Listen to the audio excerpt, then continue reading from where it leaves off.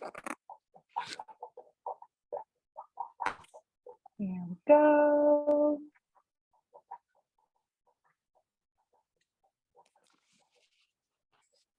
There it is. Well, I just want to say welcome. I'm going to go ahead and get started so that we can be respectful of time. I'm so appreciative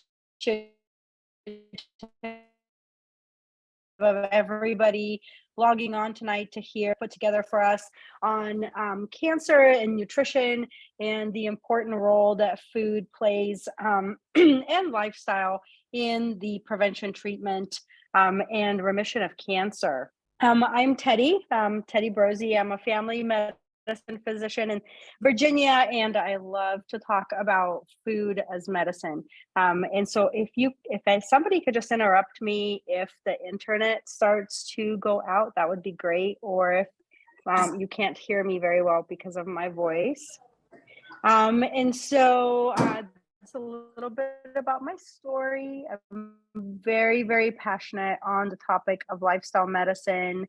I love the saying of pay the farmer now with an F, F-A-R-M-E-R, or pay the doctor or big pharma later, like the pharmaceutical companies. When we treat our bodies with kindness, we reap the benefits of this. And I've personally experienced tremendous health benefits when I changed the way I ate. And so, why do we care about this? And why are we talking about cancer in particular? So, this talk was supposed to be done last month when it was Breast Cancer Awareness Month. And unfortunately, I suffered a head concussion, so I couldn't give it then. But the reason why we care is because cancer is the number 2 killer in the United States when it comes to the 15 leading causes of chronic diseases, right after heart disease. And most of the time, when I tell folks that that cancer is a big problem for them or a potential problem for them, they automatically start to think about, well, cancer doesn't really run in my family, or maybe it does. And they feel doomed, like it's this thing that must happen to them if it runs in their families. And so, this particular diagram, I love to take a couple of minutes to look at to better understand how much our genes actually control our cancer risk. And so, when we look at all of the cancers in this top circle, we see that about 90 to 95% of cancer in general is because of the environment that we put our bodies in. And only about 5 to 10% of all cancers is actually truly genetic, passed down from parent to child. And when we break that down further into the genetic piece, we will see that some of them are more genetic than others. For instance, testicular cancer, very rare cancer. There's a much bigger genetic component, about 8.6%, still a very small amount. Thyroid cancer, 8.5%, laryngeal cancer, about 8, multiple myeloma, 4%, everything else. Look at that. Breast cancer, only 1.8% of breast cancers are actually genetic the way that we think about. We're going to learn about what actually happens in the human cell.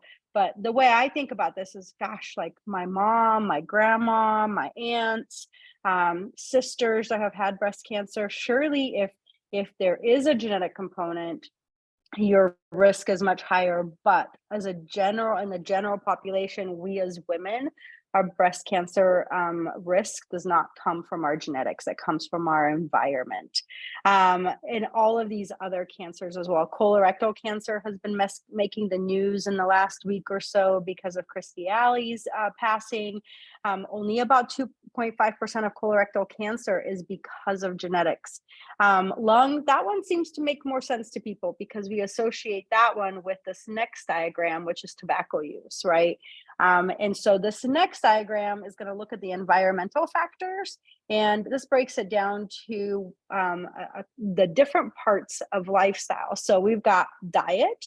About 30 to 35% of cancers can be attributed to diet. Tobacco use, 25 to 30%. Infection. So what does that mean? The best example of that Oh, see if we can mute. The best example of, oh, sorry guys. I don't know how to go back. Challenged. Oh my goodness. How do I go back? Oh, I have to stop sharing. Sorry.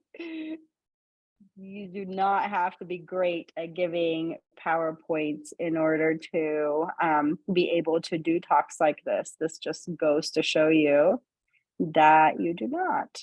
Sorry, guys.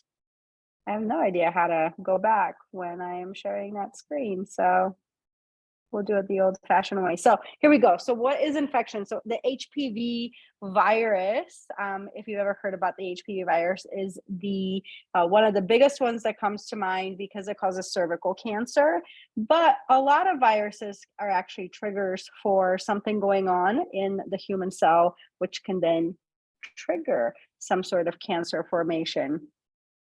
Obesity, 10 to 20% of cancers can be attributed to obesity. We're going to look at that a little bit more closely. Alcohol use, and then just other category, other toxins, everything from toxins that are in our foods to toxins that are in our detergents that we put in our skin products and our hair products and our cleaning products, the air that we breathe, all of those things are in that category. And tonight we're going to take a very deep dive into the nutritional aspect.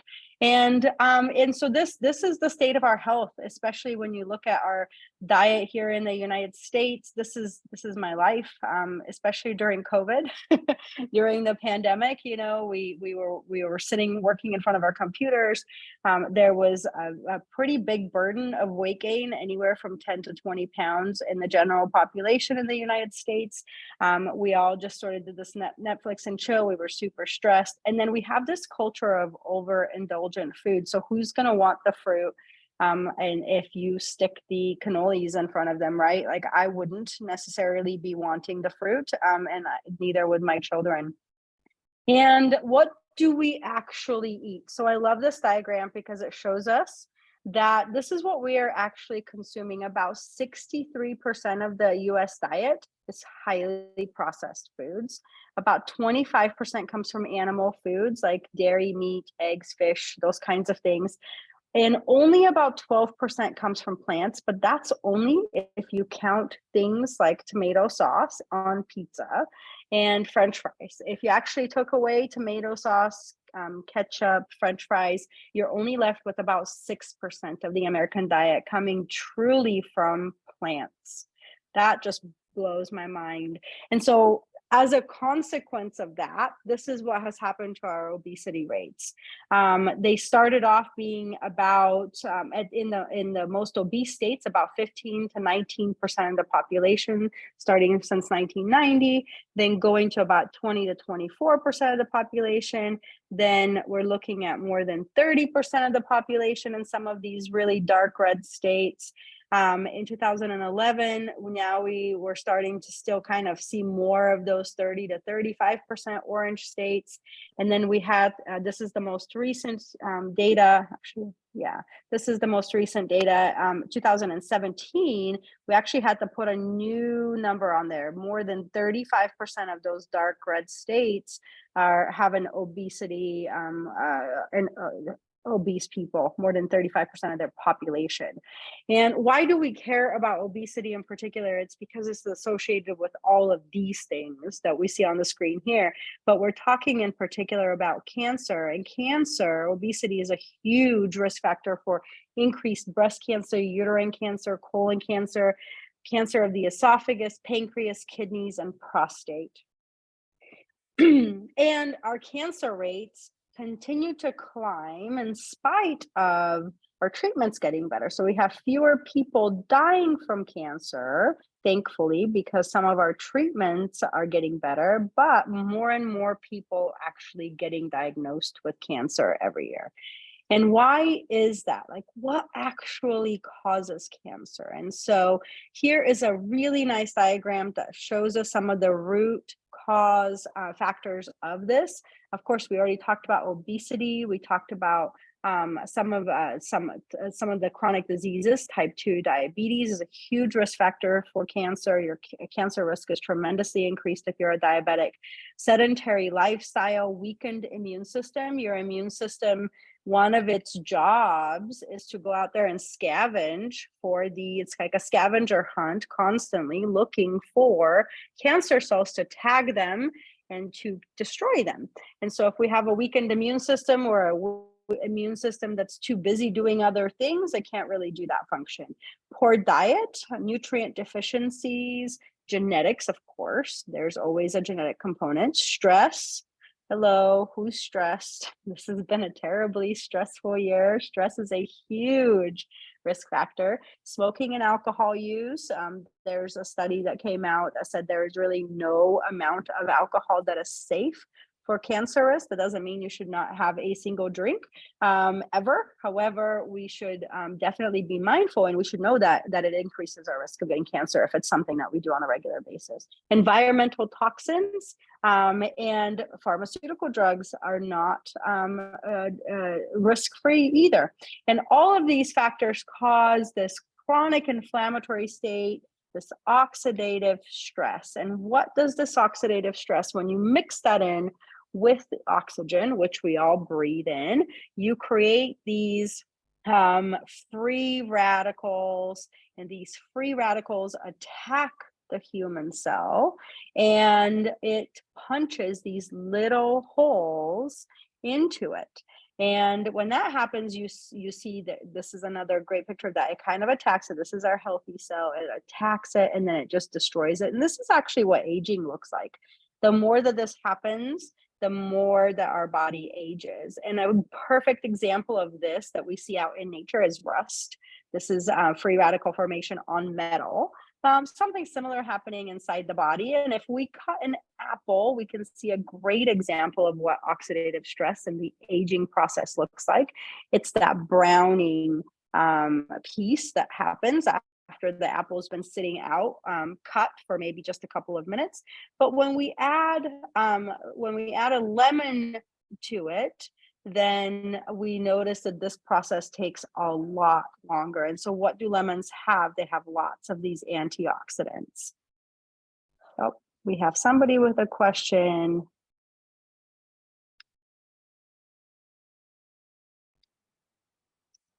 Let's see, I'm not sure how to. Can you unmute yourself and ask your question?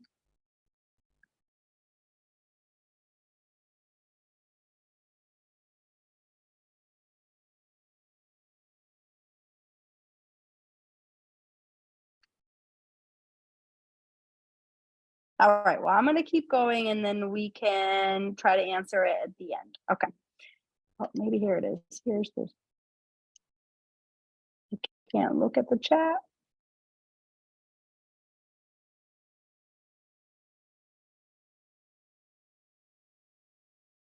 I'm not sure why I can't look at the chat either. All right, well, we're going to keep going. That's all right. I'm going to come back to the question, I promise, at the end. All right. And so when there's oxidative stress being done to the cell, then you can actually damage the DNA structure of the cell. So yes, all cancer is in essence genetic. It's damage that occurs to that DNA, to that cell's DNA, which then makes that cell reproduce and divide and create a tumor. But that genetic component is very different than what most of us think. So there's a lot that can be done. And then once it creates its own blood supply to those cells, it can spread everywhere. And everywhere that the blood reaches, which is all over throughout our body. And so there are 4 main reasons why the standard American diet promotes cancer. And I've listed them here, and it has a lot to do with certain hormones being produced, and it's that insulin promoting growth factors and highly sugar being absorbed too quickly, releasing all of that insulin and the effect that has on the body. The fact that our diet is very low in antioxidants and phytochemicals from green and other colorful plants. Remember, only 5% of the American diet, 6% 96% comes from plants. It's high in animal proteins, which raise this thing called IGF-1 or insulin growth like factor 1, which helps to promote cancer growth as well. And it's high, our lifestyle is very high in toxins and chemicals that also promote cancer growth. And so when we look at this, what increases risk versus what decreases risk, here are some very common types of foods and things that we may consume and do on a regular basis. If you eat the Western diet, your chance of cancer is increased by 200%.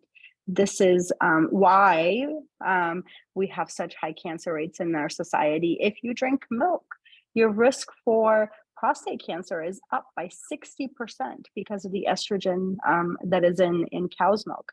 If you are consuming alcohol, 2 to 3 glasses, about 21% increase in colorectal cancer.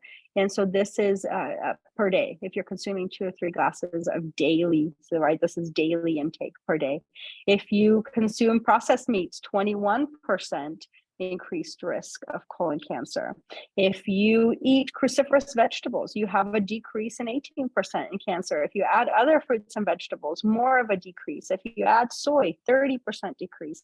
If you're just living a healthier lifestyle, you have a lower risk of getting cancer. And so the science is very, very clear on this topic.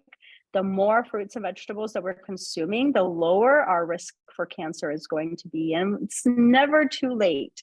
So even if you already have a cancer diagnosis, a whole food plant-based diet gives best outcomes and fewer side effects from treatments. I've had several patients undergo treatment that were plant-based or became plant-based, and their cancer doctors could not believe how few side effects they had from chemotherapy, which was pretty amazing. Most of them could continue working and live a pretty normal life, even though they were going through chemotherapy.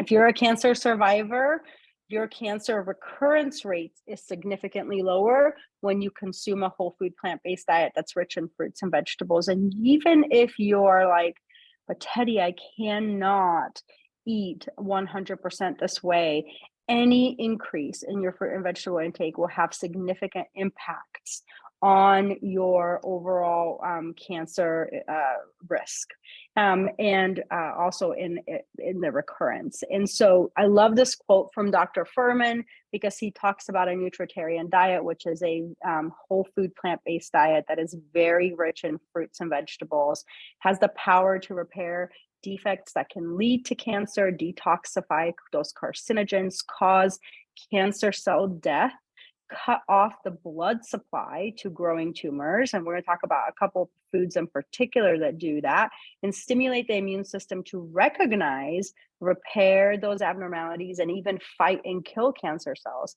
And those vitamins, minerals, and phytochemicals and antioxidants that are found in a diet that's rich in vegetables, fruits, beans, nuts, seeds is key to preventing, and even can play an important role in treating various cancers once you're diagnosed. So what is this prescription for success?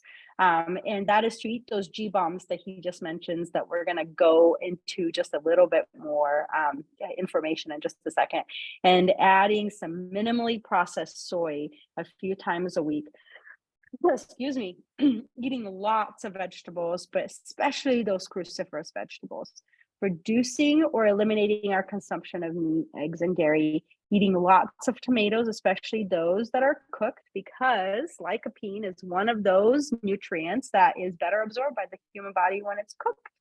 Adequate vitamin D levels, avoiding foods that are processed. Well, see, now it works. Why? Exercising at least 3 times per week, losing our excess weight, and avoiding consumption of cancerous promoting chemicals and environmental carcinogens. You have to have the right finesse, the right touch, apparently. All right, so we need, how many fruits and vegetables do we actually need? So if you guys are behind your camera, so I can't really see you, so I want you to make a fist. And I want you to look at your fists and ask yourself, how many servings of fruits and vegetables did I eat today? Hopefully everybody's had dinner. So if the answer is not 7 to 13 servings or fist sizes of fruits and vegetables today, then you are not eating enough. And we already know that, right? Because we only know that about 10% of the US population gets enough fruits and vegetables. And if you're an athlete, if you're pregnant, if you already have chronic disease, then you probably need even more than that. And why so many? And this is because our produce is picked before it is nutritionally fully developed. It has to get transported thousands of miles. 90% of Americans don't eat enough servings, and we don't get enough variety in that rainbow of colors. And here is I love this. I stole this from my friend Carla's presentation that I saw her do, because I loved it, because it just puts a beautiful visual. In 1953, you had to eat 1 bowl of spinach to get what you have to eat 43 bowls in 2000 to get from spinach nutritionally. I mean, this just blows your mind. Like, no one can eat this much food. And so what are those GBOMs? So here are those green cruciferous vegetables in particular, containing those anti-cancer properties and substances that protect blood vessels. And they do what's called this angiogenesis. They stop new blood vessel formation to cancer cells. And then we have our beans. The B is for beans. Beans are unique foods. They are very high in fiber. They feed the healthy gut bacteria in our stomach. And we know that the more fiber people consume, the lower their risk of cancer, colorectal cancer and breast cancer in particular. And it's thought that because that fiber, as it moves through your GI tract, it actually pulls out excess hormones like estrogens and testosterones. And that is how it helps. Excuse me, guys.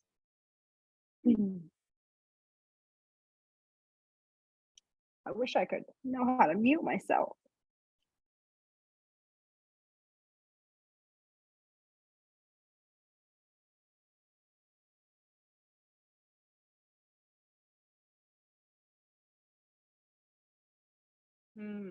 My apologies. I'm getting over COVID and have still a little tickle in my throat when I talk too long. All right, so onions have similar properties. I'm going to pause you guys for just a second and go get a drink of water.